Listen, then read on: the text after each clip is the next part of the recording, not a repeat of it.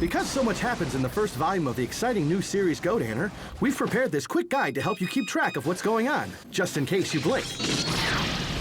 This is Go. 5 years ago, when the mimetic beast attacked the Earth, Go, in his giant robot, saved a girl named Anna from certain death. Now, 5 years later, Anna has grown up and filled out. And she's going to marry Go. Unfortunately, just as they're walking down the aisle, the mimetic beasts attack again, and Go has to get back into his giant robot to save the city. So Anna, who also happens to be a giant robot pilot, follows Go and discovers another giant robot beneath the grave of Go's former partner Mira, who was killed in the first battle against the mimetic beasts. Well, it turns out that this robot can mate with Go's robot to form an even bigger robot. So Anna saves Go from certain death, but now Anna is both Go's wife and combat partner, which doesn't sit well with Shizuru, another giant robot pilot who's also in love with Go, or with Go, since his last partner and girlfriend, Mira, was killed in battle with the mimetic beasts.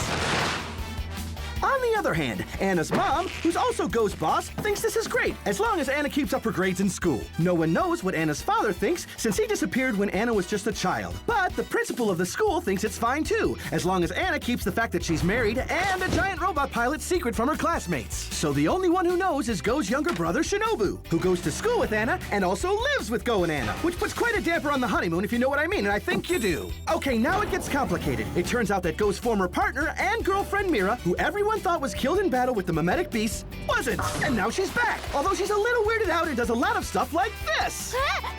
Meanwhile, Go and Anna have also taken in Lou, a young orphan girl, who's also learning to be a giant robot pilot and whose father was killed by the mimetic beasts.